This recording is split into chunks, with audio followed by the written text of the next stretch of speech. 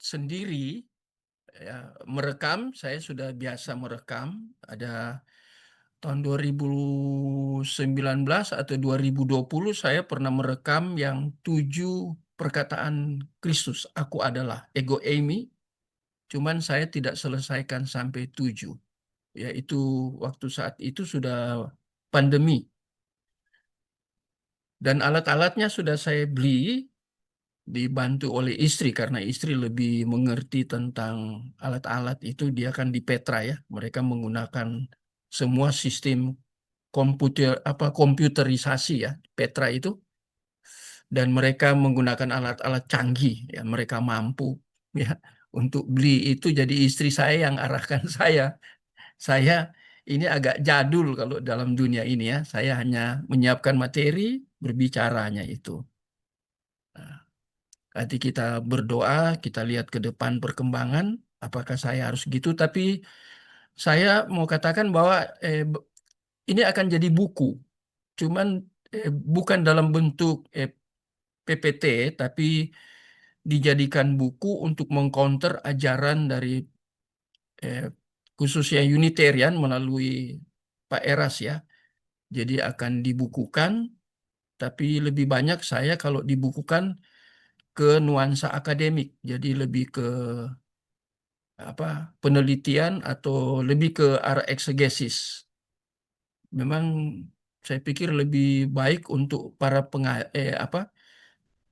pembelajar ya, karena saya berbeban di dunia itu, kemudian khususnya kepada dosen atau mahasiswa teologi yang belajar. Nanti kemudian mereka membawa itu ke lingkup gereja, atau seperti di Surabaya ada persekutuan doa ya, ada PA, kadang saya pimpin PA, itu bisa dibawa berseri.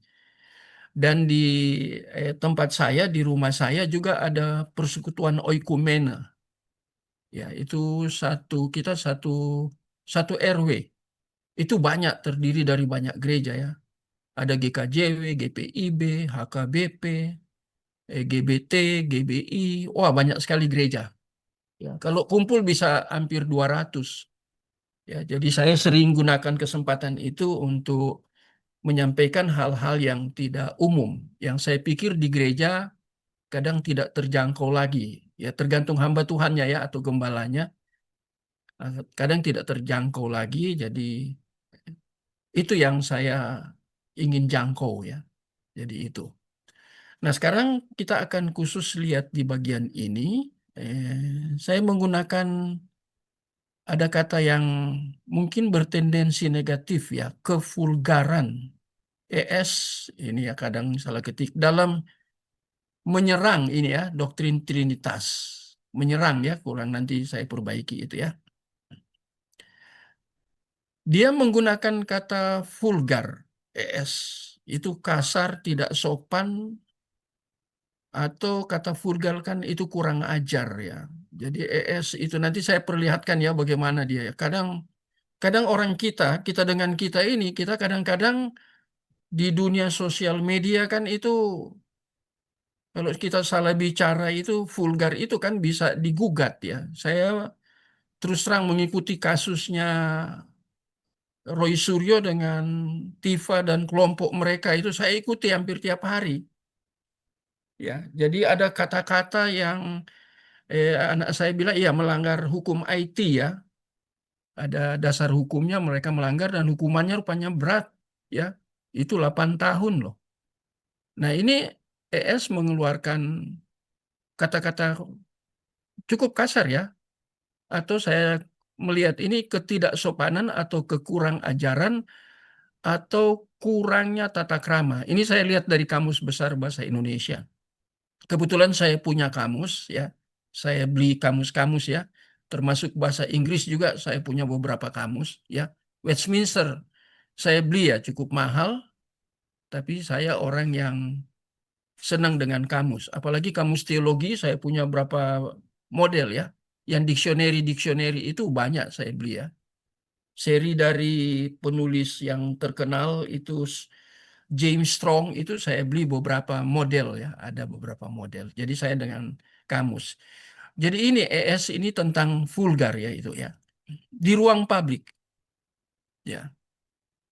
Karena ini ketidaksetujuannya dengan doktrin Trinitas, ya, bukan ketika, ya, ketidaksetujuannya, ya.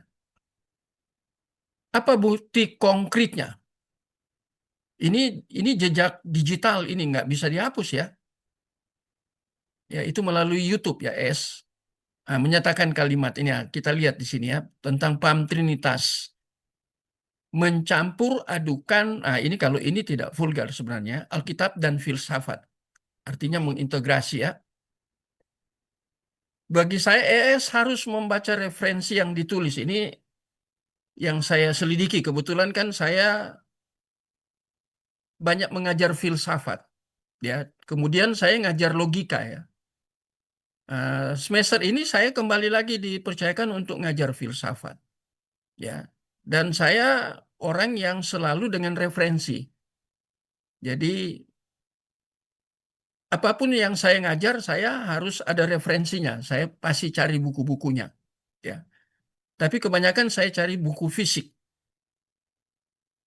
Dan saya lihat juga di PDF juga banyak referensi, ya, terkait dengan filsafat dan juga hal-hal lain seperti logika. Kemarin saya beli satu buku yang bagus, ya, Atomic Habits, ya. Ini perubahan kecil yang memberikan hasil luar biasa. Ini buku bagus, ya. Saya jalan dengan istri di satu toko buku Uranus yang besar itu, ya, 3 lantai di Surabaya, toko baru. Saya lihat ada potongan, saya langsung ambil. Ini buku sekuler, tapi supaya saya pikir beli buku seperti ini saya punya wawasan, sehingga orang sekuler yang bertemu dengan kita atau bertemu dengan saya untuk membicarakan istilah-istilah asing seperti autonomic habits itu kan kebiasaan, ya. Jadi autonomik, apa itu autonomik? Nah, saya senang belajar itu, beli, ya. Banyak juga saya beli yang guru besar UI. Buku-bukunya saya sering beli karena tulisannya bagus. Dan dia sering muncul di TV. Dia pernah wawancarai Pak siapa? Stephen Tong. Beberapa kali saya lihat berseri dia. Dia kebetulan dia orang Kristen, ya. Tapi dia guru besar di UI. Orang dari Sangir Talaut, ya, beliau itu, ya. Tapi kali ini ketika saya melihat Eras Pak Eras katakan bahwa paham Trinitas itu mencampur adukan antara Alkitab dan filsafat atau mengintegrasi. Saya lihat itu, saya teringat bahwa saya punya buku-buku itu, ya, dan saya tulis di sini, ya. Scott Oliphant, bukunya tebal sekali, ya. PhD, seorang profesor bidang apologetika di Westminster Seminary, Philadelphia, ya. Judulnya Rasio Bagi Iman, Filsafat Melayani Teologi. Wah, bagus sekali, ya. Juga ada referensi dari Richard L. Pratt, ya. Ini junior. Saya punya beberapa buku dari beliau, ya, terbitan Momentum, berseri. Judulnya Menaklukkan Segala Pikiran Kepada Kristus. Tuh. Ini buku-buku menarik, ya. Kemudian ada juga buku logika yang ditulis oleh Fern Sheridan Poiters.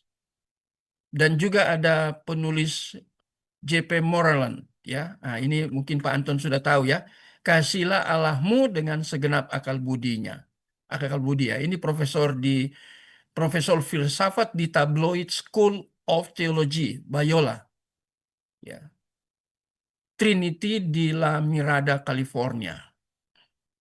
Juga termasuk ini saya tuliskan tentang atau atau atomic habits, perubahan kecil yang memberikan hasil luar biasa. Jadi saya baca buku-buku ini dan saya masukkan di sini untuk memperlihatkan bahwa apakah Pak Eras, tapi Pak Eras katakan saya tidak butuh buku. Dia hanya pakai Alkitab. Wah, saya juga kaget kalau beliau ngajar seperti apa sebagai seorang dosen. Kemudian tidak baca referensi, ya, berbahaya. Nah, ya. Jadi ini, ya. Poin urgent di sini tentunya mengapa dia keberatan dengan kalau dalam membangun teologi kemudian diintegrasi dengan filsafat. Saya belajar langsung dari adiknya Pak Stephen Tong yang ada di LA, Los Angeles itu. Dia datang langsung beberapa kali di Surabaya. Saya ikut seminarnya. Kemudian dia berikan kuliah ke MTH. Saya izin. Ya, waktu itu Pak Stefri Lumintang ngajar di situ. Saya langsung hubungi Pak Stefri untuk datang sebagai pendengar. Dan dia membicarakan tentang integrasi antara teologi dan pelbagai macam ilmu yang ada dalam dunia ini. Itu sangat menarik. Itu Pak Yosef Tong, ya dia baru meninggal ya. Tahun ini apa tahun lalu ya. Istrinya orang Amerika ya. Jadi saya kenal baik beliau. Beliau waktu ngajar, waktu ada senggang, saya langsung temui beliau dan kemudian share dengan beliau. Karena saya dianggap pendengar dan cukup senior, beliau terbuka untuk share ya. Jadi itu yang membuat saya banyak belajar dari beliau ya. Nah, poin ini yang penting itu tentang filsafat ya. Kata kita sudah tidak asing lagi dari dua kata ya. Philo, PH, philo, kasih, tapi kasih dalam area persahabatan dan kata kedua yaitu Sophia. Ya, artinya bijaksana. Tapi kata bijaksana ini dalam dua perspektif. Bijaksana manusia artinya sentral atau antroposentris berpusat kepada manusia atau bijaksana sebagai sentral itu dari Allah maksudnya ya. Jadi bersifat teosentris atau kristosentris. Nah, ini Pak Eras tidak sampai cara berpikirnya kok heran ya. Beliau seorang yang senior, seorang yang siapa yang tidak kenal Pak Eras? Besar, dikenal di mana-mana, pembicara kemana-mana, punya STT, ada gereja sendiri, tapi kok beliau anti dengan filsafat? Ya, apalagi bapak-bapak gereja itu menurut ES itu lebih ke arah filsafat dalam membangun perspektif teologi atau teologis itu bukan hanya menggunakan Alkitab, ayat-ayat firman Tuhan, tetapi juga mencampur dengan filsafat. Ini Pak ES ini agak anti dengan hal itu. Apa karena dia tidak biasa dengan hal itu? Atau dia tahu tapi dia apa ya menyingkirkan? Itu kan kita tidak mengerti. Tetapi dari apa yang dia katakan bahwa Trinitas itu ketika membangun doktrin Trinitas itu dicampur adukan dengan filsafat. Nah, ini saya mau tunjukkan nanti ini bagian berikut ini banyak lumayan ini ya saya mengutip beberapa referensi ya. Mau jelaskan ini karena nggak gampang ini. Ini untuk mengcounter apa yang Pak Eras katakan ini saya harus menggunakan referensi yang memang apa ya sangat berkompeten. Mengapa sangat berkompeten? Karena itu terkait dengan siapa penulisnya. Jadi kalau kita kita memang orang-orang akademik yang sudah biasa belajar, biasanya kita harus cari tahu siapa penulisnya. Apakah dia eh, orang awam dalam dunia teologi atau memang dia seorang teolog. Dia seorang pembelajar, bahkan dia dosen atau guru besar. Nah, ini yang saya akan kutip. Mengapa sampai Pak Eras anti dengan filsafat dan menuduh bahwa paham Trinitas atau doktrin Trinitas dibangun dengan mencampur atau integrasi ya antara filsafat dan teologi atau Alkitab. Nah, ini ya. Ah, ini. Ini yang jadi pertanyaan ini ya. Apa manfaat rasio dalam hubungan dengan iman? Ini yang menarik ya. Sebenarnya ada tiga, tapi saya hanya ambil poin pertama ya. Iman di sini dalam pengertian kebenaran yang ada dalam kekristenan. Jadi kebenaran ini harus kita kaji dalam dua hal. Kadang orang bicara kebenaran tidak jelas. Tapi kalau kita biasa dengan eksegesis, kita akan sangat berhati-hati dalam memberikan presentasi. Kalau kita bicara kebenaran, kebenaran yang mana? Di dalam teks kita kembali ke teks asli. Kalau mungkin terjemahan kadang berbeda ya, apalagi terjemahan dalam bahasa Indonesia dari LAI ya. Kebenaran itu apakah kebenaran Allah atau aletheia atau kebenaran yang diberikan atau dianugerahkan, diberikan atau dianugerahkan atau didomi ya, itu juga gift sih, bukan karis ya, dia pakai itu ya. Tapi itu pusatnya dari Allah, diberikan, disingkapkan, dibukakan. Jadi kebenaran itu kalau sudah diberikan berarti kebenaran itu tersingkap. Dari tadi yang tadinya tertutup, tidak ada seorang pun yang tahu, kemudian diberikan kepada orang tertentu, yaitu orang pilihan. Nah, kebenaran itu yang dari Allah itu menyingkapkan sesuatu yang tadinya tidak tahu. Apa musterion, misteri ya. Nah, jadi itu ya. Jadi kita harus lihat kebenaran yang dimaksud ini kebenaran yang mana, ya. Saya ambil dari satu buku itu yang Oliphant. Buku ini ya, Scott ini ya, Oliphant. Saya ambil dari beliau ya, Rasio Bagi Iman, karena filsafat melayani teologi. Saya ambil di halaman tertentu ya, saya hanya ambil poin pertama. Ada 3 poin ya. Tugas rasio untuk menilai konsistenan dan koherensi. Itu koherensi itu keterkaitan makna antara proposisi. Kalau proposisi itu pernyataan yang memiliki arti penuh dan utuh. Itu proposisi. Jadi makna yang utuh, tapi sekarang dia tidak menggunakan kata utuh. Kalau bahasa Latinnya tota ya, total ya, seutuhnya. Nah, tapi dia menggunakan kata proposisi. Saya cek semua ini ya. Saya tadi sudah katakan saya orang di dunia kamus ya. Jadi saya tidak mau sembarang ini istilah apa. Lantas kita tidak mengartikan, kita hanya baca aja. Kalau saya cari. Gunakan ini maksudnya apa? Koherensi itu terkait dengan satu makna yang utuh atau proposisi. Nah, dijelaskan di sini ya. Jika kohesi adalah lem perekat struktur kalimat, maka koherensi adalah jalinan logika. Jadi ini bicara tentang struktur kalimat, itu tata bahasa ya. Kemudian dikaitkan dengan koherensi, itu kohesi. Nah, sekarang dikaitkan dengan koherensi ini, itu jalinan logika. Jadi artinya logika ini berdasarkan apa yang kita baca, struktur kalimat itu. Yang membuat setiap ide dalam paragraf terhubung secara wajar dan masuk akal. Jadi, umpamanya kita berbicara tentang filsafat. Bagaimana filsafat itu digabung dengan teologi? Yang bagi Pak Eras, dia menuduh bahwa orang Kristen pada umumnya, yaitu penganut Trinitas atau Tritunggal, itu ketika memberikan interpretasi itu diintegrasi dengan filsafat. Ya, ini jalinan logika ini ya. Ini dikalimatkan dalam jalinan logika ya. Terhubung ya paragraf itu kita mengintegrasi ya. Secara wajar dan masuk akal. Ya.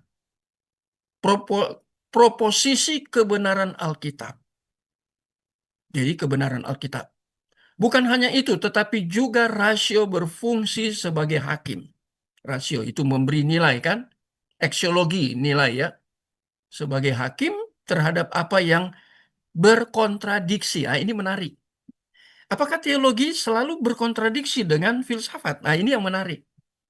Makanya saya memilih Scott Oliphant. Tulisannya saya lihat dia menulis bagus ya. Kalau kita melihat ada hal-hal yang sepertinya berkontradiksi, bagaimana kita menilai sehingga terjadi kontradiksi itu? Apakah harus berkontradiksi atau ada hal yang perlu diintegrasi? Kalau bagi Erastus ini filsafat dengan teologi berkontradiksi, makanya dia menuduh ya Trinitas itu filsafat. dan Alkitab. Ya. Jadi kita lihat itu kan menurut Pak Eras berarti tidak boleh pakai filsafat, hanya Alkitab saja berkontradiksi. Saya kebetulan juga mengajar masalah psikologi ya, karena dulu saya pernah studi psikologi 2 tahun ya. Jadi saya belajar psikologi. Ada orang yang sangat ekstrim dan anti psikologi. Tapi saya belajar ada yang anti, ada yang tidak. Ya, mengapa dia anti? Karena dia teolog, nggak mau psikologi, hanya dari Alkitab, ayat-ayat Firman Tuhan aja. Nah, padahal psikologi bisa diintegrasi dengan teologi, dan itu menjadi menarik. Ya, saya lanjutkan. Rasio kita dapat berfungsi dalam kemampuan ini. Ya, setelah rasio itu dibaharui oleh anugerah Allah. Ini menarik. Ya. Jadi rasio itu butuh anugerah dari Allah. Anugerah dari Allah yang dimaksud ini apa? Kemampuan berpikir, karena ini terkait dengan rasio. Dari itu kemampuan berpikir. Kemampuan berpikir berdasarkan anugerah.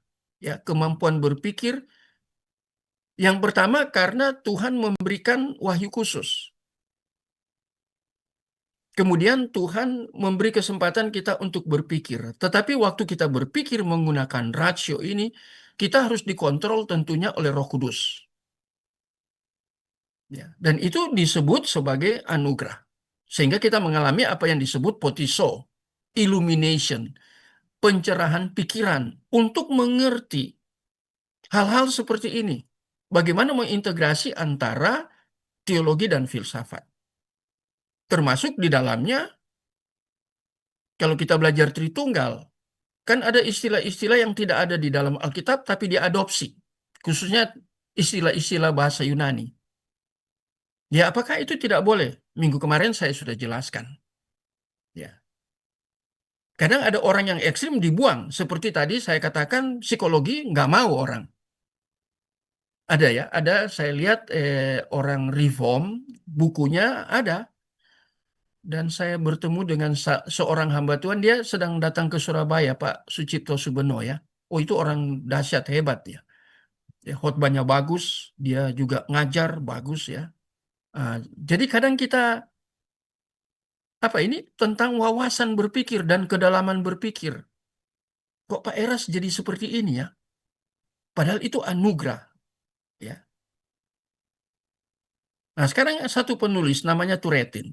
Ini marga ya. Oleh karena itu penilaian atau aksiologi terhadap kontradiksi, lihat kontradiksi ya. Tadi kembali ya, filsafat dan teologi atau hal-hal teologis dan filsafat. Bagi Eras itu sesuatu yang berkontradiktif. Nah, sekarang Turetin katakan apa? Ini teolog besar juga. Penilaian terhadap kontradiksi melalui sebuah rasio yang buta sangatlah berbahaya. Apa yang dimaksud dengan rasio yang buta? Oleh Turetin.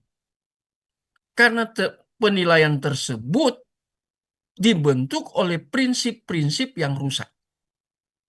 Nah, ini Turetin sedang berbicara tentang rusak. Kalau kita belajar total depravity, kita yang sudah belajar tentang total depravity itu kan menyangkut tentang hamartologi ya, tentang dosa. Ya.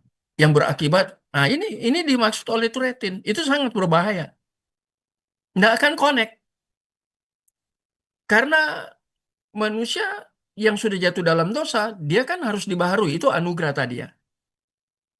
Kalau dia tidak dibaharui, dan kita berbicara dengan orang yang tidak dibaharui, pembaharuan yang dikerjakan oleh Roh Kudus ya, tidak ada gunanya, tidak ada manfaatnya.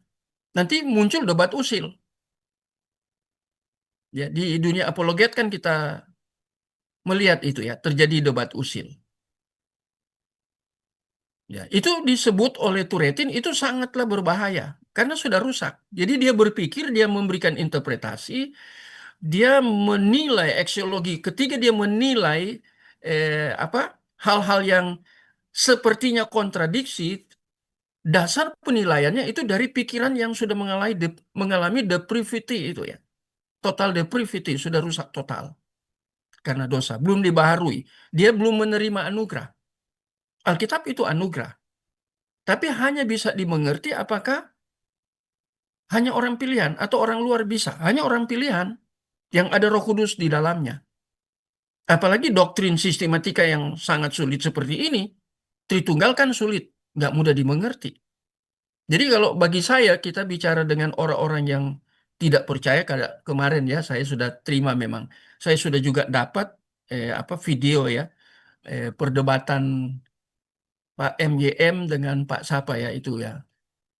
Eh, Lawan yang orang dari seberang ya, yang tidak seiman. Jadi pasti nggak nyambung. Antar orang Kristen aja susah, kayak kita berhadapan dengan Unitarian yang sekarang dianut oleh ES yang tidak percaya Tritunggal. Kan tidak mudah. Yang jadi pertanyaan ketika kita melihat konsep dari ES yang tidak mengerti integrasi antara biblical atau teologi dan filsafat, nah ini kita jadi bingung. Dia sangat ekstrim, hanya Alkitab saja.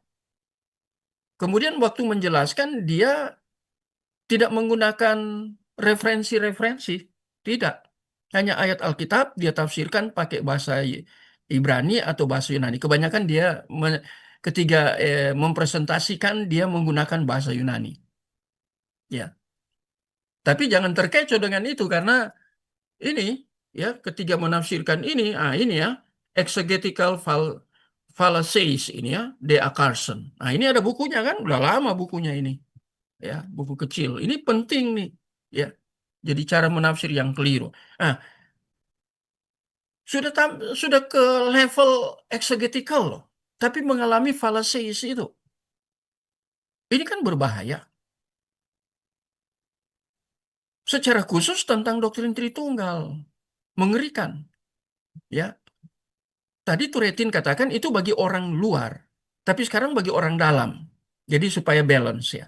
Kalau orang luar dia tidak ada Roh Kudus, dia tidak percaya Alkitab, ngapain kita berdebat dengan orang seperti itu ya? Nanti terjadi debat usil hanya emosional, ya. Itu bahaya. Nah, sekarang dikatakan rusak. Berarti kan itu depravity, total depravity, sudah rusak. Nah, sekarang apa pandangan Cornelius Van Til? Berkaitan dengan hukum kontradiksi ini atau kontradiktif. Oleh karena itu, adalah sia-sia bagi orang Kristen untuk memberitahu orang-orang non-Kristen. Nah, ini penegasannya, ya. Bahwa kekristenan setuju dengan hukum kontradiksi. Wah, ini lucu ini. Kaget pasti ya. Kita nggak biasa ini ya, cara berpikir Cornelius Van Til ini ya. Ya. Dia yang dari Belanda kemudian hijrah dan tinggal di Amerika begitu lama ya, sampai dia meninggal ya. Dia dia katakan dia setuju dengan kekristenan harus setuju dengan hukum kontradiksi, kecuali jika mereka menjelaskan apa yang mereka maksudkan dengan hal yang kontradiksi. Nah, jadi ini Cornelius Van Til. Ada hukum kontradiksi. Karena ini kan bicara tentang kontradikti. Ya. Apakah yang jadi pertanyaan Cornelius Van Til, dia setuju dengan filsafat atau dia orang yang luar biasa di dalam sistematik teologi? Yang saya baca buku-bukunya, ya. Jadi referensi-referensi yang ditulis oleh Cornelius Van Til saya cukup banyak. Ya, karena saya member, makanya saya beli semua tuh. Ya, atau mereka kirim. Jadi buku-buku Cornelius, saya menemukan tentang istilah-istilah di dalam filsafat yang digunakan oleh Cornelius Van Til. Tapi waktu dia jelaskan istilah itu, muatan basis teologisnya atau basis biblikalnya begitu kuat. Jadi dia apa ya? Dia menyingkirkan hal yang berbahaya dari filsafat yang sentralnya berpusat kepada diri manusia, antroposentris. Itu dia bersihkan benar-benar, ya. Dia tetap menggunakan istilah filsafat, tapi Di situ dia melihat ada hal-hal yang berbahaya dari arti dari konsep filsafat itu di dalam bagian tertentu itu dia disingkirkan. Dia mengisi itu dengan hal-hal yang sifatnya biblikal. Dia menggunakan kata presaposisi, presuposisi. Ah, itu kan nggak biasa tuh orang teologi dengan itu. Kita kalau membaca buku-buku seperti beliau ini, kemudian murid beliau, saya kebetulan punya juga bukunya, murid yang kemudian menulis pikiran-pikirannya Van Til, ya saya membaca dan belajar dari muridnya juga, ya sangat menarik, menggunakan istilah-istilah filsafat. Tapi yang jadi perbandingannya kok Pak Eras nggak mau, ya. Jadi ada hukum kontradiksi dan kekristenan harus setuju. Dan bagaimana mengatasi kontradiktif itu? Nah, ini menarik. Yang patut dipahami tentang, ini dia menggunakan ini ya, principia or atau ya principium. Itu bahasa Latin. Tapi bahasa Latin ini berasal dari kata Yunani ya. Akar kata Yunani itu arche. Itu dari Yohanes 1 ayat 1 itu ya. Itu artinya arche itu. Arche itu artinya sumber atau penyebab, sebab atau dasar. Nah, saya merangkum itu tentang prinsipia atau principium itu di dalam 4 ya. Prinsipil ya, prinsip sesuatu yang sifatnya apa, prinsip itu kalau dalam dunia teologi cuman itu kan pakai bahasa Latin ya, tapi basisnya itu dari bahasa Yunani ya, arke itu. Sesuatu yang mayor, bukan minor. Prinsip ya, hal prinsip. Itu mayor. Di dalam teologi kan kita belajar mayor dan minor ya. Nah, principium esensi itu adalah Allah, Allah sendiri. Bagi yang memahami Dia dan wahyunya kepada kita. Nah, sekarang kan wahyu ada wahyu umum, ada wahyu khusus. Dua-dua itu dari Allah. Ya. Jadi prinsipium itu atau mahal yang bersifat mayor dan itu dianggap esensi itu berasal dari Allah. Kita untuk memahami tentang Allah, apalagi tentang Tritunggal, itu kan proper teologi, ya. Memahami tentang Dia, itu harus dari wahyu. Bisa kita gunakan wahyu umum, tapi wahyu umum tidak akan sempurna. Allah berbicara melalui wahyu umum juga. Itu kita harus akui. Ada itu dasar Alkitabnya, bisa kita cari. Ya, Mazmur 19 itu ada banyak ya. Paulus juga menulis tentang wahyu umum. Termasuk Taurat yang ada di dalam diri manusia yang tidak percaya di luar Israel itu ada Torah di dalam dirinya. Itu kan masuk dalam kategori wahyu umum. Bagaimana kalau kita belajar tentang Tselem ya dalam kata Ibrani itu ya. Menurut rupa ya ada dua atau kata bukan kata Yunani, kata Ibrani ada dua ya. Satu Tselem, satu Demut itu ya. Tselem itu kan masih ada pemikiran-pemikiran yang baik secara moral, secara etis. Itu karena kita serupa Tselem. Ya. Kemudian kata yang kedua, serupa dan segambar. Ah, itu menarik. Ya, demut, demut ya bahasa Ibraninya. Nah, saya kembangkan ini ya, menjelaskan ini. Jadi ada wahyu umum. Yang kedua, principium cognoscendi atau wahyu itu sendiri. Ada kata cognoscendi ini kognitif ya, pemikiran. Pemikiran itu pusatnya di wahyu itu sendiri. Masih bicara ini wahyu di sini yang kedua ini umum. Jadi kita punya pemikiran-pemikiran kognitif atau kognos sendi ini pusatnya di wahyu itu sendiri. Ya, di dalam Amsal dikatakan permulaan pengetahuan yaitu takut akan Allah. Allah itu pusat dari knowledge. Ya, dia pusat sentral. Ya. Makanya manusia itu ketika diciptakan dia punya pikiran. Nggak ada manusia yang tidak punya pikiran. Cuma strata pikirannya atau pikirannya mengalami error atau mengalami gangguan. Nah, itu umpamanya orang menjadi gila. Ada juga buku ya dari seorang dokter ya, ahli medis secara khusus dalam apa ya merawat orang-orang yang gila di Amerika, kemudian dia bertobat sekolah teologi. Ada dia buat buku lagi. Menarik juga itu. Saya sudah baca ya, sudah diterjemahkan. Apakah orang gila tidak bisa bertobat? Nah, ini wawasan aja ya. Membicarakan tentang cognoscendi ini atau kognitif itu dari wahyu Allah sendiri. Baik itu wahyu umum maupun wahyu khusus. Kemudian yang ketiga, principium cognoscendi externum. Prinsip pengetahuan eksternal. Jadi bukan internal, dari luar kan?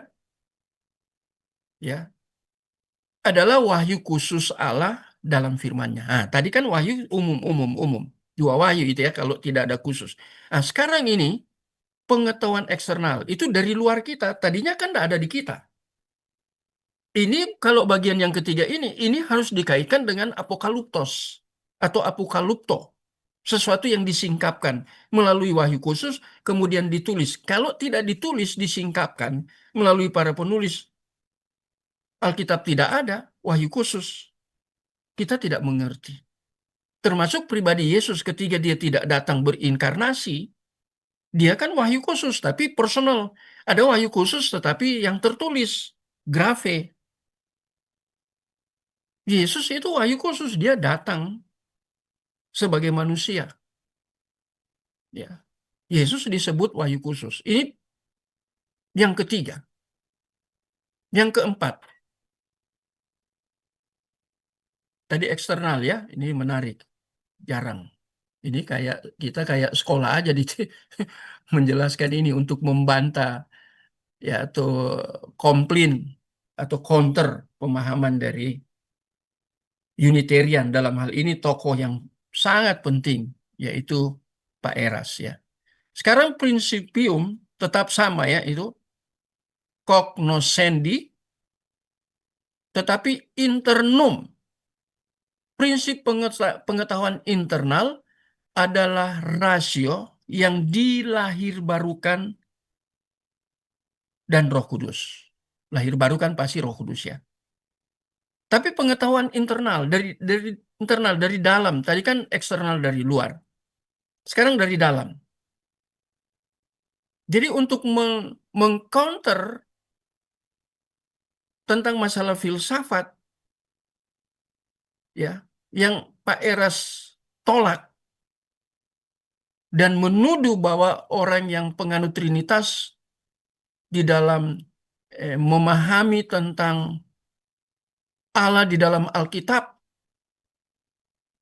yang kemudian diinterpretasikan sebagai Tritunggal itu tidak biblikal, itu filsafat. Ini tuduhan, mengerikan tuduhan ini. Makanya saya membahas ini, 4 model ini ya. Ya. Jadi yang keempat ini pengetahuan internal. Karena Roh Kudus mengapa internal? Roh Kudus ada di dalam kita. Dan dia terus-menerus di dalam kita. Itu kan jelas ya, Yohanes pasal 14 ayat 16 ya. Forever, selama-lamanya. Ya. Penolong yang lain, Roh Kudus. Ya. Kalau bagi Pak Eras, kalau kita belajar tentang Roh Kudus di dalam versi Pak Eras, itu Roh Kudus itu bukan pribadi ketiga, bukan. Itu Roh Allah,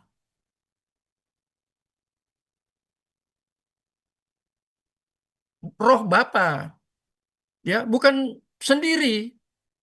Roh Kudus itu Bapa itu, Roh Kudus. Mengerikan sekali ya.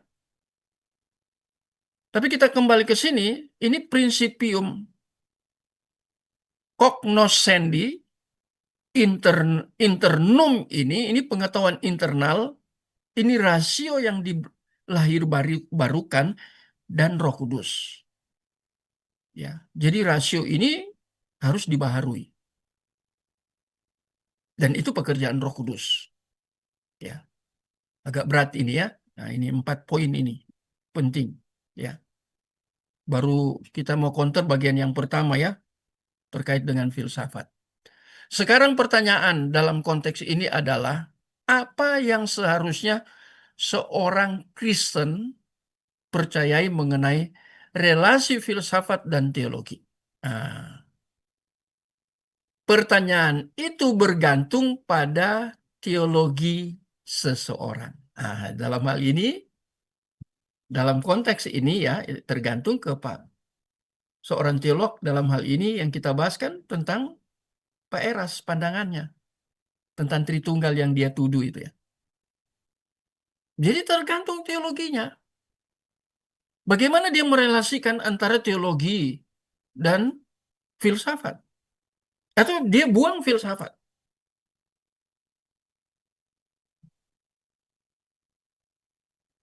Saya kebetulan mengajar Thomas Aquinas ya, saya masih ingat di memori ya. Hanya memberikan deskriptif ya, gambaran. Kalau dia lebih kepada filsafat. Dia mengintegrasi dengan Alkitab, tetapi dia lebih kental kepada filsafat daripada Alkitab. Dan dia filsafat yang dia gunakan bukan Plato, bukan Socrates, tetapi Aristoteles. Itu sangat jelas. Ya, referensinya ada, banyak referensinya. Saya juga baca mengerti itu dari referensi-referensi yang saya baca, khususnya terkait dengan Thomas Aquinas. Nah, ini terbaliknya dengan Pak Eras. Kebalikan, kalau Pak Eras kan dia nggak mau untuk membangun paham tentang proper teologi, ya, monoteisme itu dia nggak mau filsafat. Sedangkan Thomas Aquinas dia kental sekali filsafatnya. Dia tetap menggunakan Alkitab, tetapi filsafatnya lebih kental. Ini tokoh ya. Ya. Jadi ini contoh-contoh ya. Tergantung pada teologinya seseorang. Nah, sekarang satu lah, itu Retin ya. Calvin sudah ya. Sekarang Craig ya. Dan tokoh-tokoh lain akan berpikir bahwa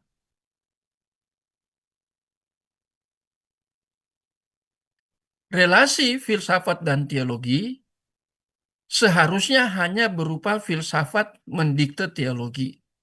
Nah, ini ya. Hati-hati dengan kalimat seperti ini ya. Filsafat bisa mendikte teologi. Apa yang harusnya teologi pikirkan mengenai hal-hal tertentu? Ini kalimat tendensinya negatif ya. Karena ada kata mendikte. Filsafat itu mendikte teologi. Ya. Dia tidaklah sendirian dalam pemikiran seperti itu. Hal ini karena ini prinsipium cognoscendi filsafat adalah ratio. Kalau filsafat kan kebanyakan ratio, berpusat kepada rasio. Tapi apakah keliru kalau kita berpusat kepada rasio? Allah memberikan pikiran kepada kita untuk berpikir. Tadi saya sudah jelaskan tentang menyinggung tentang manusia, hanya manusia kan di antara seluruh ciptaan hanya manusia yang punya rasio. Apakah binatang punya rasio? Sudah pernah belajar sampai di situ? Apa perbedaan insting dan rasio? Apakah kadang saya dengar orang katakan ya, orang ya sekuler ya katakan, oh insting kamu. Apakah memang manusia punya insting atau manusia punya rasio? Nah ini perlu dikaji, perlu belajar. Saya sudah mempelajari itu. Kalau insting itu bagi binatang, tetapi binatang tidak punya rasio. Rasio itu punya manusia. Itu diberikan waktu penciptaan itu ada rasio. Pikiran itu ada dalam setiap diri manusia. Tinggal bagaimana pikiran itu menjadi progres. Apalagi kita yang belajar di dalam dunia teologi atau belajar firman Tuhan, itu kan kita harus progres ya, kembangkan itu dengan berpikir yang lebih lebih serius gitu ya. Pemikiran kita harus lebih serius. Ini mengapa kita harus rasio kita ini harus dipikirkan dengan serius? Karena kita sedang memikirkan tentang kebenaran wahyu khusus ya. Kita sedang memikirkan kebenaran yang absolut, mutlak. Ya, ini menarik. Jadi secara kasar, nah ini ya, filsafat termasuk filsafat agama adalah untuk orang pinter yang kemudian seharusnya memberitahu pada para teologi yang sederhana bagaimana seharusnya mereka berpikir mengenai Allah dan relasinya dengan manusia. Ini filsafat agama, ya, kan terkait dengan religi, ya. Bagaimana menolong orang untuk memahami teologi, ya, dengan sederhana, ya. Kalau sudah teologi itu kan menyangkut Allah, ya. Kemudian bagaimana relasinya dengan dunia. Nah, sekarang saya loncat ke teologi reform. Teologi reform mengajarkan kita bahwa Allah adalah, ini menarik ini ya, principium esensi dari semua disiplin ilmu. Oh, wise. Ini patahkan Pak Eras punya paham itu, ya. Jadi di dalam teologi reform itu principium esensi. Principium itu sesuatu yang esensi, sesuatu yang urgent, sangat penting dari semua disiplin ilmu. Ya, ini teologi. Karena Allah, karena Allah sajalah setiap disiplin ilmu mendapat semua yang disiplin itu miliki. Ilmu apa saja yang ada dalam dunia. Tadi saya sudah kutip toh, Amsal 1 ayat 7 ya. Takut akan Tuhan permulaan ilmu pengetahuan. Cuman siapa yang memikirkan ilmu pengetahuan itu? Umpamanya tentang atom. Ini beri contoh ya. Atom itu kalau digunakan dengan baik di dalam takut akan Allah, itu bukan untuk merusak atau menghancurkan, membunuh manusia. Mungkin itu menjadi suatu teknologi umpamanya untuk listrik dari tenaga atom. Tapi karena manusia sudah menjadi rusak, kemudian saling membunuh, saling menghancurkan, itu kemudian dibuat dengan kemampuan berpikir untuk kemudian menjadi alat untuk membunuh. Nah itu contohnya, ya. Jadi disiplin ilmu itu sekarang ada di tangan siapa? Di tangan orang yang harusnya takut akan Allah, bagaimana dia harus bertindak?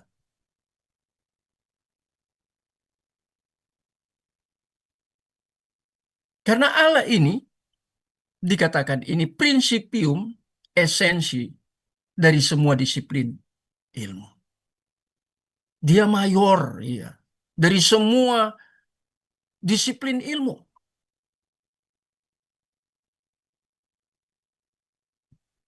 Termasuk filsafat di dalamnya, termasuk psikologi, termasuk ilmu kedokteran, termasuk ilmu bumi. Saya pernah belajar tentang patahan-patahan di dalam dunia itu. Itu dosen tamu datang dari New Zealand. Itu itu kuliah umum. Jadi bukan hanya semester tertentu, kuliah umum. Saya lupa nama dosen itu ya. Dia dari New Zealand kemudian datang.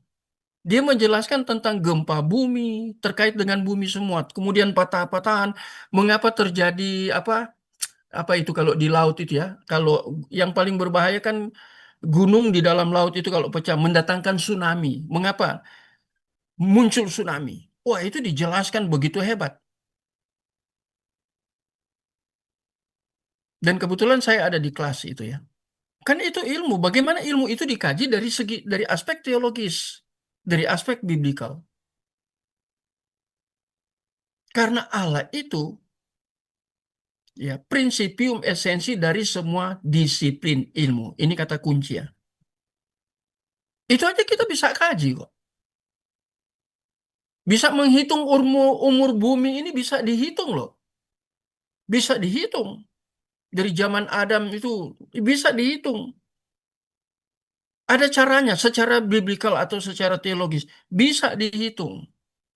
Ada ahli katakan itu sudah miliaran tahun padahal itu keliru. Jadi bisa dihitung. Nah, ini tentang prinsipium, esensi dari semua disiplin ilmu. Itu siapa? Allah. Nah, sekarang prinsipium cognoscendi adalah wahyu Allah. Baik wahyu alam itu maksudnya wahyu umum melalui alam. Alam, ini alam kan ciptaan. Ciptaan siapa? Ciptaan Allah. Itu Allah menggunakan ciptaan yang bersifat umum itu untuk semua melayani manusia. Manusia makanya diciptakan terakhir toh. Kita sudah belajar itu sebenarnya di teologi. Itu semester 3 pas semester 4 sudah saya dapat kuliah itu. Ya. Mengapa manusia diciptakan paling terakhir? Ini menarik. Ini disebut di sini menggunakan wahyu alam atau wahyu umum. Alam semesta maksudnya ya. Dan wahyu khusus. Yaitu wahyu khusus kan dua ya. Satu menunjuk kepada pribadi, yaitu Yesus. Satu menunjuk kepada grafe, tulisan, yaitu Alkitab. Baik PL maupun PB. Jadi lihat ya, Principium cognoscendi, prinsip yang terkait dengan pengetahuan itu. Itu wahyu Allah. Wahyu Allah di dalam konteks dua, baik alam maupun khusus. Jika memang demikian maksudnya, maka setiap disiplin ilmu secara langsung berelasi dengan kedua prinsipia ini, yaitu wahyu alam, wahyu umum, dan wahyu khusus. Dua kan? Nah, itu. Satu-satunya cara yang tepat untuk memahami, ini wahyu ya kurang ya. Wahyu Allah adalah firman Allah yang diwahyukan oleh Allah sendiri, yang adalah principium cognoscendi dari teologi. Bagaimana kita membangun prinsip-prinsip dalam kita memahami teologi dengan pengetahuan. Ya, baik secara umum melalui wahyu umum dan juga wahyu khusus. Bagaimana kita membangun itu? Kadang kita ya orang Injil dan orang-orang Reform kan ekstrimnya ke wahyu khusus aja ya. Tapi tidak semua juga. Ya. Ada yang berbicara tentang wahyu umum yang begitu dahsyat, yang jarang kita dengar. Kemudian akhirnya kita bisa tahu apakah melalui tulisan atau melalui dia mempresentasikan, mengajar kita. Ya kita bisa cari itu ya. Apalagi dalam dunia teknologi sekarang ya, yang begitu maju ya. Jadi kita lihat sini. Oleh karena itu teologilah yang seharusnya menetapkan tolak ukur, peraturan dan hukum bagi disiplin ilmu lain. Jadi hargai disiplin ilmu lain. Ilmu lain tetapi saya tambahkan ya di dalam batas tertentu. Ya, kalau dia berpusat kepada manusia, manusia sudah diberikan rasio kok untuk berpikir. Tapi harus hati-hati, rasionya rusak. Kalau sudah rusak kita harus hati-hati. Ya, itu ada apa? Lampu yang kedap-kedip. Ah, ini rasionya rusak ya. Manusia mengalami total depravity. Ya. Jadi benar buku ini rasio bagi iman, filsafat melayani teologi. Jangan buang filsafatnya. Kok Pak Eras nggak mau gitu loh. Jadi kita yang belajar, kalau kita belajar sungguh-sungguh, kita punya referensi yang cukup, kita akan mengerti, memahami. Ya. Pertanyaannya bagi ES, apakah beliau memahami prinsip-prinsip yang dikemukakan oleh pakar teologi dan filsafat? Banyak pakar teologi kan kemudian mengintegrasi dengan filsafat. Banyak. Bukunya ada, banyak bukunya. Tinggal mau buat penelitian. Ya. Jadi ini pertanyaan yang sangat serius bagi Pak Eras. Ini bagian pertama loh, ya. Bagian kedua. Nah, ini kedua, ini tuduhan bahwa ajaran, lihat ya ini, ajaran Trinitas adalah mitos. Tadi filsafat dia nggak mau. Sekarang itu mitos, penyembahan berhala. Kok bisa tuduhan ini muncul? Dan itu dipublikasikan, ada di YouTube. Saya justru cari cari ini dapatnya dari mana? Dari apa yang dipresentasikan oleh Pak Eras melalui YouTube. Dia menuduh lagi, tadi filsafat dia tuduh, sekarang dia tuduh bahwa Trinitas itu ketika membangun ajaran itu basisnya mitos, bukan teologis, bukan biblical, bukan systematic, bukan. Apalagi Pak Eras ya, kalau kita mau teliti ya, dia anti bapak-bapak gereja itu. Jadi dia tidak dia dia paham nggak tentang apa, eh, historical teologi. Allah bekerja di dalam teologi secara historis. Tapi yang saya belajar tentang itu historis, apakah dia bersifat circle, berputar-putar, atau dia bersifat linear. Ada dua konsep itu. Saya membaca buku, membaca tulisan dari pakar. Jadi kalau kita mau baca, membeli buku, jangan juga sembarang beli buku. Kita harus agak selektif. Ya, saya baca itu. Ya, kok bisa dituduh seperti ini? Inilah tuduhan Ini tuduhan serius dari ES terhadap penganut doktrin Tritunggal. Bahwa apa yang dipresentasikan, ya,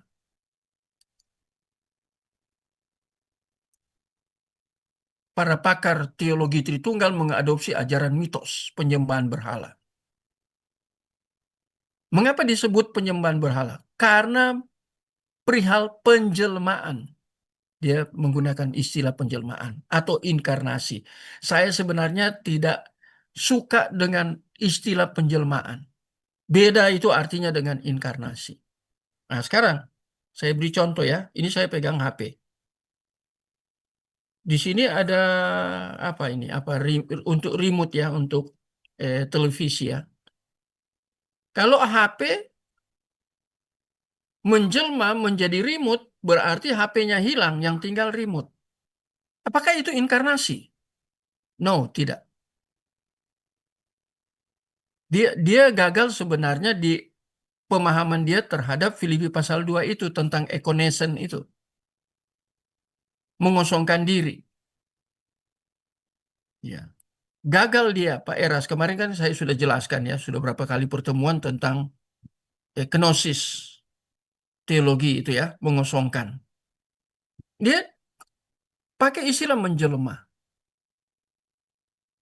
HP jadi remote, menjadi remote, menjelma jadi remote. Berarti HP-nya hilang, yang tinggal remote. Ini konsep kalau Pak Eras justru tidak hati-hati dalam memilih kata. Di satu sisi dia memilih kata penjelmaan, dia merasa benar. Tetapi ketika kata-kata Yunani tertentu dia kemukakan bahwa itu tidak ada di dalam Alkitab. Memangnya di dalam Alkitab ditulis penjelmaan, apalagi teks asli, ya. Egeneto itu nanti sebentar kita lihat tuh kata egeneto ya. Itu sudah muncul kata egeneto ya, Yohanes 1 ayat 14 ya. Dia menggunakan itu, khususnya menjadi. Nah, kalau kita pakai ilustrasi, menjadi berarti HP menjadi remote. Kemudian akhirnya diinterpretasi secara natural. HP ini bisa menjadi remote. Berarti HP-nya hilang, yang tinggal remote, egeneto. Nah, ini nanti tafsiran Eras seperti itu. Karena kata logos nanti kalau kita belajar tentang logos itu, yang sedang kita belajar ini, tapi baru pertemuan awal ya. Logos itu bukan menunjuk kepada pribadi. Bagi ES itu bukan pribadi. Jadi itu perkataan, itu firman. Jadi nggak ada inkarnasi. Preeksistensi dibuang sama Pak Eras. Kata menjadi ini menjadi masalah. Ya, Yohanes 1 ayat kata menjadi egeneto menjadi masalah bagi ES dan menuduhnya bahwa diadopsi dari mitos cerita suatu bangsa tentang dewa dan pahlawan zaman dahulu. Cerita tentang dewa-dewa yang diungkapkan dengan cara gaib. Menjelma, dewa bisa menjelma. Kalau saya tanya, memberikan perbandingan, apakah Allah bisa, kalau kita ini bukan pertanyaan, tapi apa konsep ya di dalam PL ya, Allah menjadi Allah itu tiang api, tiang awan, itu kan teofani. Apakah yang menjadi pertanyaan, apakah Allah itu tiang api? Apakah Allah itu tiang awan? Kan tidak. Itu kan teofani. Bagaimana kita belajar tentang teofani? Bagaimana Pak Eras belajar tentang teofani? Itu kan akhirnya menjadi pertanyaan. Allah kemudian hadir di semak belukar. Ada suara yang keluar. Kok lucu ya semak belukar yang ya apa keluarkan api itu ya pertemuan dengan Musa. Kemudian ada suara ya tanggalkan kasutmu. Ada perintah di situ ya kalimat kata imperatif kepada Musa. Kalau dia mau dekat ke semak yang menyala itu ya. Itu kan teofani. Banyak teofani di dalam PL. Wah, nanti saya sudah mencatat tentang Pak Eras menafsirkan itu dalam kitab Daniel, ya, yang di gua itu. Ada orang tua, kemudian ada anak manusia itu. Waduh, itu penafsirannya itu luar biasa itu melencengnya, ya. Jauh dari yang seharusnya. Nah, itu tersendiri, tapi saya memberi gambaran bagaimana Pak Eras di dalam memberi penafsiran kok bisa ya hermeneutiknya kayak gitu ya. Mengerikan sekali ya. Jadi kata egeneto ini kata penjelmaan, dia menuduh bahwa kelompok atau kita-kita yang menganut Trinitas ini bukan hanya paham filsafat, tapi kita mengadopsi mitos, kata menjelma. Nah, saya taruh di sini ya, saya belajar langsung tentang mitos dari Profesor Dr. Etaliman PhD ketika kuliah di S1 ya. Saya sudah belajar tentang mitos, mitologi sudah belajar. Ada diktatnya sampai hari ini saya simpan. Ini dari Profesor Dr. Etel, orang Jerman. Ini Ibu Eta ini dulunya dia penganut teologi liberal yang sangat keras. Dan dia murid langsung dari Rudolf Bultmann. Ini tokohnya liberal Jerman. Ya. Ibu ini menulis buku-buku teologi yang tersebar di sekolah-sekolah teologi seantero Eropa. Jadi tulisannya sangat terkenal. Tapi tulisan teologi liberal. Kemudian satu waktu dia bertobat menjadi Injili. Dan dia katakan di depan kelas, buku-buku saya suruh untuk diambil dari rak-rak buku yang ada di banyak sekolah teologi yang ada di Eropa itu untuk diambil dan dibakar. Karena itu apa? Itu racun kata dia. Dia ngomong di depan kelas ya. Dia datang waktu di Batu saya kuliah usia 70 atau 71 sudah tua. Tapi orang bule ya kalau usia-usia seperti itu dia masih kuat, segar, beda ya dengan kita. Ibu Eta ngajar tentang mitos, mitologi. Ya, karena ada orang yang menuduh mengapa Ibu Eta sampai datang setelah dia bertobat dari liberal menjadi Injili. Kemudian dia diutus oleh badan misi untuk datang ke tempat saya kuliah I3 Batu Malang untuk ngajar. Jadi dia mengajar mitologi itu menarik sekali. Karena dia ahli dari situ. Mengapa? Dia yang mengajar dulu waktu di liberal bahwa kejadian pasal 1 sampai pasal 6 itu tidak terjadi dalam sejarah. Itu mitos dari bangsa-bangsa di luar Israel yang diadopsi oleh Musa dan kemudian ditulis oleh Musa, ya. Dan rupanya ada cerita-cerita yang mirip dengan tulisan Musa itu. Sehingga ada teolog yang menuduh, ada teolog liberal ya, yang menuduh bahwa Kejadian pasal 1 sampai pasal 6 itu mitologi. Itu yang Bu Eta jelaskan. Apakah seperti itu? Dia mengajar tentang mitologi. Dia mengajar ke saya waktu itu tentang apa ya? Teologi apa itu ya? Kontemporer. Saya juga membaca teologi kontemporer dari penulisnya, aduh, Douglas Grotius tentang Kristologi di tangan para teolog di era postmodern. Saya punya buku itu, lama sudah saya punya. Saya sudah bedah buku itu. Bagaimana di era kita, kita kan masuk dalam era postmodern. Bagaimana tentang Kristologi? Salah satunya ya, dulu Eras belum seperti ini. Pak Erastus Sabdono itu masih Trinitas.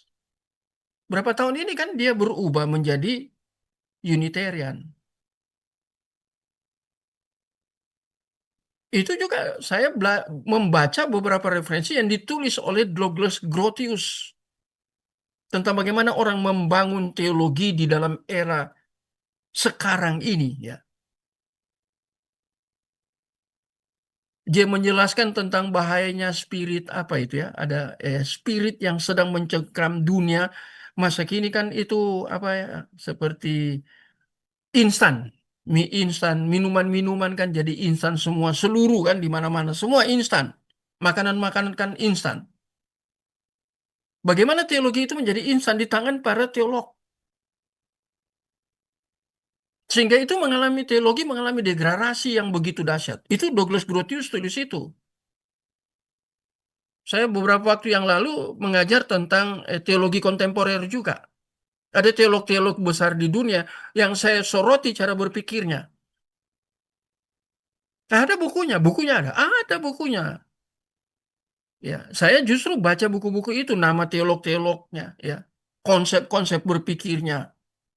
Bagaimana kita mengcounter konsep berpikir yang sifatnya hanya kontemporer. Padahal apalagi Alkitab Alkitab kita kan itu kebenaran yang absolut. Itu segala zaman itu kebenaran itu tidak akan berubah. Cuma ketika kebenaran itu diinterpretasi, ditafsirkan, nah itu mengalami perubahan. Dia menjadi instan.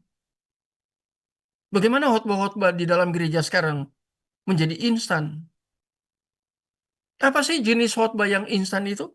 Model khotbah yang instan di dalam gereja? Ya, orang sudah tidak mau lagi apa para hamba Tuhan yang dulunya sekolah, ya, begitu lama sekolah sampai gelarnya S2, S3, kemudian sudah tidak mau lagi eksegese karena kesulitan di dalam eksegese, ya. Kemudian akhirnya ya khotbahnya jadi khotbah praktikal saja. Jadi khotbah moral dan etika saja. Kalau khotbah moral dan etika punya dasar yang kuat secara biblikal oke saja. Tapi kalau tidak punya dasar yang kuat, saya beri contoh di sini ya. Saya ambil satu buku.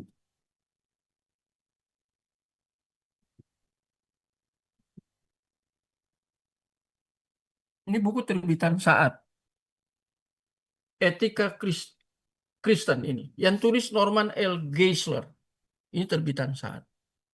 Wah ini kadang. Ini ya lampu ya. Ini cukup tebal ini. Saya beli di Saat. Seminari Alkitab Asli. Oh ini ada di Momentum juga karena Saat dengan Momentum kerjasama. Saya cari di Momentum. Norman Geisler. Ya. Bagaimana konsep yang ditulis oleh Norman L. Geisler ini tentang hedonisme? Yang sedang melanda hamba Tuhan di Indonesia kan banyak yang hedon, hidupnya hedon. Hedonnya lebih parah dari orang-orang yang kaya. Sangat mengerikan hedonnya. Ya. Padahal hamba Tuhan. Nah kalau kita mau jujur sekarang kita yang jadi dosen berapa sih? penghasilan kita per bulan, lantas kita mau hedon? Ya. Sekarang kan lagi dibahas di DPR, ya, tentang gaji guru, honorer, kemudian guru tetap. Berapa sih gaji guru? Istri saya sudah 24 tahun mengajar. Ya, Pak Anton kan tahu Petra bagaimana. Di sekolah-sekolah itu, sekolah swasta itu Petra besar itu. Ya, per bulannya itu lumayan. Apalagi kalau dapat apa impasing lagi dari pemerintah. Yang dulu 3 bulan sekali dapat. Ya, tiap bulan tapi dirapel ya. Ditransfer tiap 3 bulan. Langsung ke apa ke ATM pribadi-pribadi. Tidak melalui yayasan, tidak melalui sekolah lokal, tidak langsung. Sekarang sudah per bulan. Jadi gaji pokok kemudian dapat itu lagi dari pemerintah. Cukup besar. Bayangkan 3 juta per bulan di luar gaji bulanan, apalagi di Petra. Kalau saya mau jujur, saya banyak sekali dibantu istri dari segi keuangan. Berapa sih umpamanya sekarang jadi dosen? Apakah kita dibayar per bulan? Enggak juga. Pengalaman saya enggak juga. Saya banyak mengajar di luar. Kecuali saya datang mengajar, saya mengajar apa sistem block teaching. Wah itu kan 5 hari. Yang 1 semester ditempuh dalam 5 hari, tapi harus belajar dari pagi sampai malam. Memang ada breaknya, istirahatnya, restnya ya. Snack lah, makan siang lah, ada snack lagi sore, ada makan malam. Tapi itu untuk yang semester pendek 4 bulan bisa dijadikan 5 hari aja. Tapi coba kita yang ngajar sekarang apa ya 1 semester, apakah kita dibayar per bulan? Enggak, 1 semester baru kita dibayar. Memangnya banyak bayarnya? S1 berapa, S2? Enggak juga, enggak juga. Sekarang baru diusulkan di DPR kan lagi dibahas-bahas tentang dosen dan guru. Di apa ada wacana bahwa guru aja harus 40 juta per bulan. Saya mengikuti beberapa orang yang di luar negeri yang jadi guru, jadi dosen. Itu sangat dihargai di luar.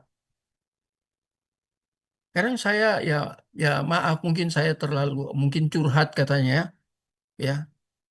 Kadang orang yang rumah ini kan dibangun yang depan ini. Dulu rumah aslinya yang belakang ini. Ini kan luas saya. Di depan ini luas. Ya. Ini lebar lumayan 8 meter. Ya. Panjang 14. Ini. Jadi cukup lebar 8. Ya. Ini berapa meter ini? 3 meter, 4 meter ini.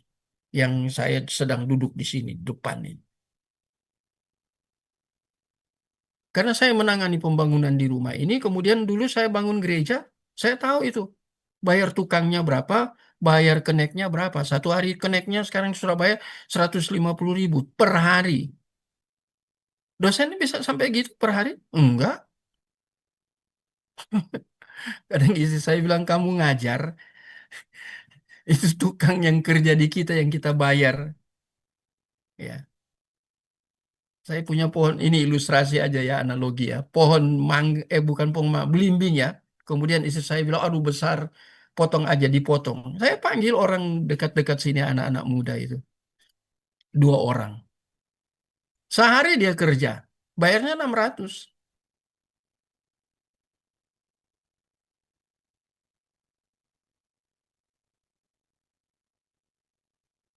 Ini hanya analogi untuk membicarakan tentang bagaimana kita mengambil keputusan etis, keputusan yang bermoral. Dalam berbicara kita bermoral. Mana boleh kita menuduh doktrin penganut doktrin Trinitas itu bukan hanya filsafat tapi mitos. Waduh, mengerikan. Ya, pertanyaan urgent terhadap cap yang diberikan ES kepada penganut doktrin Trinitas adalah apakah doktrin Tritunggal yang telah dibangun berabad-abad hingga kini oleh para teolog di dalam gereja atau secara historis adalah berbasis mitos? Itu pertanyaan. Karena jelas-jelas saya mendengar itu langsung dikatakan tanpa tedeng-aling-aling. Dikatakan secara jelas, itu mitos.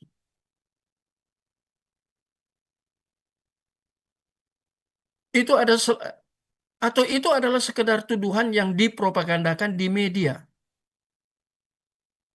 medsos khususnya, YouTube. Itu masuk di YouTube loh. Ini peperangan di dalam dengan ajaran. Ini masalah ajaran. Kan masuk di dalam area yang sangat penting di dalam dunia pengajaran di gereja, di dunia STT, proper teologi. Dibilang mitos. Sekarang counter, spesifik. Tuduhan ES di dalam ruang hampa. Sebab di dalam kenyataannya para teolog, khususnya, dia kayak yang dia Pak Eras ini kan yang nggak mau kan yang ini, bapak-bapak gereja ini. Yang Tuhan pakai kemudian diwariskan kepada gereja. Itu berbasis biblikal. Karena interpretasi mereka berbasis firman Tuhan, grafe itu. Apalagi di antara mereka ada murid dari rasul seperti Ignatius dari Antioquia. Itu salah satu murid Rasul Yohanes. Dan dia dikenal dengan apa? Kristologi mulai dari praeksistensi dan inkarnasi atau penjelmaan. Saya tambahkan aja ini penjelmaan. Sebenarnya saya tidak senang dengan istilah ini ya. Yohanes 1 ayat 1 kemudian khusus kata egeneto. Kemudian hanya contoh duanya. Polikarpus dari Smyrna. Ini juga disebut murid dari Rasul Yohanes. Kemudian Polikarpus juga beberapa murid diwariskan itu. Jadi secara historikal ini, khusus di dalam bidang doktrin atau pengajaran, itu diwariskan dari generasi ke generasi. Dan saya mau tambahkan, saya tidak tulis di sini ya, tidak diketik. Kalau kita belajar the providence of God, Allah memelihara kehidupan. Kehidupan itu kan secara utuh, totality. Tota ya, bahasa Latin. Totality, bahasa Inggrisnya. Total, utuh. Termasuk kan cara kita berpikir. Dan cara kemudian pikiran kita itu kita tuangkan. Karena kita belajar Alkitab, kita sekolah, kita tuangkan dalam dunia teologi. Itu Allah jaga itu. Berabad-abad dijaga. Mengapa muncul konsili-konsili dalam sejarah? Untuk counter ajaran-ajaran yang heresi, ajaran sesat. Sudah terjadi di abad-abad awal. Sampai dikecilkan sedemikian rupa yang heresi ini, kelompok heresi ini. Termasuk yang tidak percaya Tritunggal. Itu kita bisa cari. Mudah kita dapatkan itu. Ya.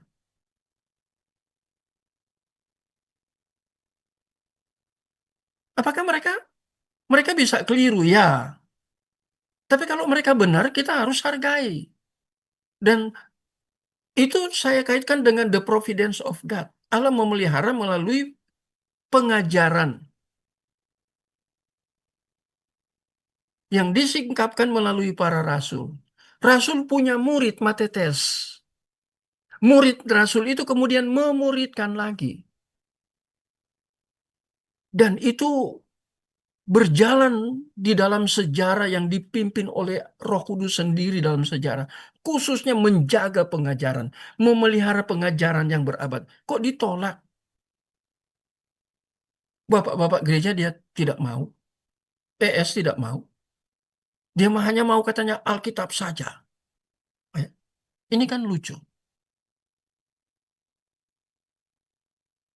Tuduhan ES tentang basis doktrinal berbasis mitos merupakan tuduhan yang tidak memiliki basis yang valid.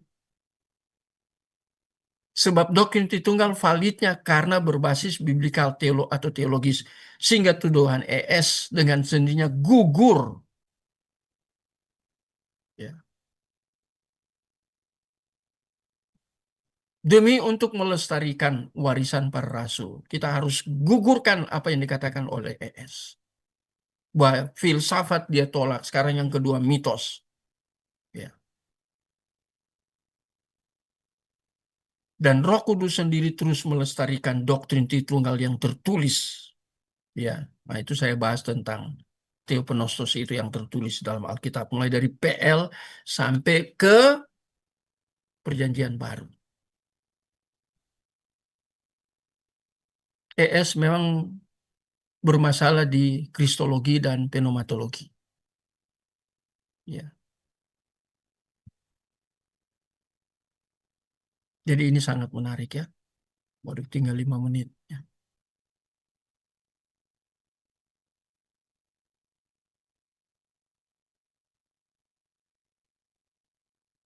tinggal 5 menit nih. Karena saya buat tekanan ya di bagian awal yang filsafat dan mitos, apalagi filsafat. Ya, tadi saya jelaskan sedalam itu. Karena saya ngajar filsafat cukup lama ya, ngajar filsafat. Nah, sekarang 5 menit ini ya, interpretasi absurd tentang teologos oleh ES. ES sebelum menginterpretasi Yohanes 1 ayat 1,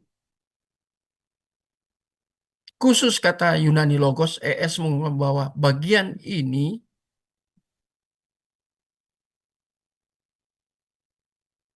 berbagian ya, beberapa bagian lain dari firman Tuhan sebagai alasan untuk mempertahankan doktrin Unitariannya. Jadi untuk dia membahas sampai ke logos, dia gunakan ayat-ayat lain dulu. Ya. Dia gunakan salah satunya ya, Yohanes 5 ayat 26. Bapa mempunyai hidup. Saya langsung lihat, oh soen. Soen dari kata soe. Tapi ini bukan dikenakan kepada manusia. Bapa. Sering menggunakan kata Bapa ini sebagai Elohim Yahweh. Ini kata soen ini. Ya. Ini bukan ditujukan kepada manusia. Seperti Yohanes 10 ayat 10b ya. Ya, aku datang untuk memberi hidup. Juga pakai kata soen. Ya. Tapi soen ini kepada Bapa itu kepada hakikat Allah. Khususnya pribadi yang pertama. Kalau dipaham Tritunggal. Pak Eros kan tidak mau Tritunggal. Ya. Nah, jadi soen ini dikenakan terkait dengan metafisis. Jadi non fisik, dia roh. Bapak kan roh. Tidak menjelaskan seperti ini. Ya. Kata hidup itu dikenakan kepada Bapa. Bapa hidup dalam dirinya sendiri, independen dia. Ya. Demikian juga diberikannya. Ini adoken muncul ini ya. Saya sampai tulis lengkap ini ya. Kalau orang eksegesis kan seperti ini ya. Demikian juga diberikannya. Jadi Bapa kan pada dirinya sendiri kan. Soennya itu metafisis ya. Nah, sekarang diberikannya. Jadi Bapa yang beri ya. Kata diberinya itu kan dari kata Yunani adoken, verb aorist indikatif. Ya, orang ketiga person singular. Ya, diberikan kepada anak. Jadi anak menerima dari Bapa. Ya, anak mempunyai hidup dalam dirinya sendiri. ES menginterpretasikan ayat ini dengan mengatakan bahwa anak tidak memiliki hidup dari dirinya sendiri. Kecuali karena diberikan oleh Bapa Elohim Yahweh itu. Itu tafsiran ES. Sederhana sekali. Karena ada kata diberikan. Jadi hidup anak ini, anak Allah ini, Yesus ini diberikan oleh Bapa. Hidup yang bagaimana yang diberikan oleh Bapa? Nah ini. Dia tidak jelaskan. Pokoknya dia katakan diberikan oleh Bapa. Apakah yang diberikan ini karena dia tidak percaya kepada praeksistensi Yesus? Dia nggak mau jelas kaitkan dengan praeksistensi Yesus. Tetapi tentang kemanusiaan Yesus ini. Nanti kemudian ujungnya, Yesus itu dikatakan Tuhan, Yesus itu dikatakan Allah, karena Bapa yang memberikan ini. Kemudian memposisikan Yesus itu sebagai Tuhan dan Allah. Makanya dia menggunakan istilah apa? Subordinan atau subordinansi. Ya ada strata di situ, Bapa lebih besar dari anak. Subordinansi atau subordinat. Nah, ini masalah masalah di Pak Eras. Nanti kapan itu dia menjadi Yesus itu menjadi Tuhan, Yesus itu menjadi Allah. Dia akui itu, tapi kapan? Tadi dia gunakan subordinan. Ada strata Bapa lebih besar dari anak. Nah, kapan kemudian dia menjadi Tuhan dan Allah? Setelah dia menyelesaikan. Makanya di Filipi 2, Allah sangat meninggikan dia. Meninggikan di situ ditafsirkan oleh ES itu, dia menjadi Tuhan, dia menjadi Allah. Karena dia sudah melewati satu perjuangan di dalam kehidupan manusia. Oh, yes, yes, yes, yes, yes. Sekarang tanggapan ya. Sudah lewat ya. Saya jelaskan ini saja ya. Yang harus ditanyakan kepada ES, yaitu Bapa memberikan hidup kepada anak. Pada konteks ketiga, Yesus menjelaskan siapa dia. Ini kan konteksnya Yesus sedang menjelaskan. Siapa aku? Apakah saya saat ia menjelma? Nah, tadi saya sudah katakan tidak setuju ya, karena konotasi teologisnya. Lebih baik pakai kata inkarnasi. Ya. Apakah saya saat ia menjelma, inkarnasi, ataukah Yesus sedang membicarakan tentang preeksistensinya? Preeksistensinya berarti waktu itu dia belum belum ambil hakikat manusia, masih hakikat Allah, berarti dalam posisi metafisis. Sama seperti Bapa dan Roh Kudus. Kan tiga pribadi ini dalam Tritunggal kan metafisis. Tapi pribadi yang kedua yang kemudian berinkarnasi. Egeneto tadi menjadi toh, egeneto. Menjadi sarx. Ya, bukan menjadi sarkinois atau sarkikos. Itu sifat daging. Ya, yang dijelaskan oleh Rasul Paulus dalam 1 Korintus pasal 2 itu ya. Ayat 14 baca sampai 1 Korintus 3 ayat 1, 3 ayat 2. Itu ada tiga istilah di situ kepada orang Kristen yang ada di Korintus yang digunakan oleh Paulus dibuat klasifikasi itu. Itu beda. Jadi ini bicara tentang preeksistensi. Metafisis sama seperti roh. Di sini ES alpha di dalam interpretasinya karena dia out of context. Yesus kan kalau di Tritunggal itu kan punya praeksistensi. Dia pada mulanya arke, dia logos. Kemudian logos itu bersama-sama dengan Allah. Allah di sini kan Bapa. Dan logos itu adalah Allah. Ayat 3 dia menciptakan. ES tidak terima itu. Dia tidak mau mengerti. Tapi ketika di dalam Yohanes ini 5 ayat 26 ini konteksnya bukan preeksistensi, tapi ketika Yesus sedang berinkarnasi. Dia alpa interpretasi ini. Dia out of context. Dia jelaskan ES beralasan bahwa Yesus tidak secara otomatis dan mistis menjadi ini egeneto, sang firman, pribadi atau logos. Sebab Yesus dilahirkan sama seperti manusia pada umumnya. Ini ngeri sekali ya. Ini kristologinya gagal. Jawaban ES terhadap bagian spesifik ini, khususnya tentang kelahiran, sama sekali tidak dijelaskan sebagaimana yang kita pahami. Kita yang mengerti firman, mengerti tentang Tritunggal. Bahwa proses kelahiran Yesus, tentang proses kelahiran Yesus itu sangat berbeda dengan manusia pada umumnya.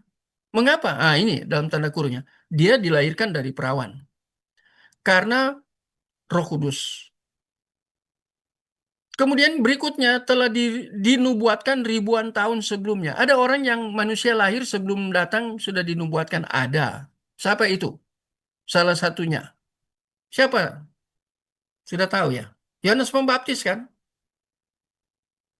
dan tidak terkontaminasi dengan dosa asal dari Maria ibunya, juga ayahnya Yusuf, karena pekerjaan Roh Kudus. Sehingga Yesus tetap suci. Waktu Yesus dikandung oleh Roh Kudus. Ya. Inilah keunikan kelahiran Yesus yang tak terbantahkan kebenaran validnya. Di sini ES nak ngerti ini. Tapi kemudian untuk mempertahankan interpretasi dia ini tentang egeneto ini, ES menggunakan Ibrani pasal 2 ayat 17, kemudian lihat Ibrani 5 ayat 7. Yesus disamakan dengan saudara-saudaranya. Bisa Bapak Ibu baca ya. Maksudnya apa? Yesus dalam pengertian apa di sini? Nah, ini menarik. Bagian terakhir ini ya, karena sudah lewat. Kasihan kalau ada dari Indonesia Timur sudah malam ya. Beda 1 jam apa 2 jam. Terhadap interpretasi yang blunder ini, patut dijawab dengan tegas dan lugas bahwa Yesus disamakan dengan saudara-saudaranya. Saudara-saudaranya ini siapa sekarang dalam konteks ini?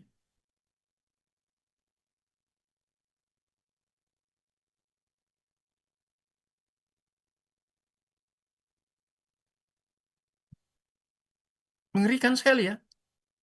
Yang dimaksud saudara-saudaranya ini siapa? Apakah adik-adiknya?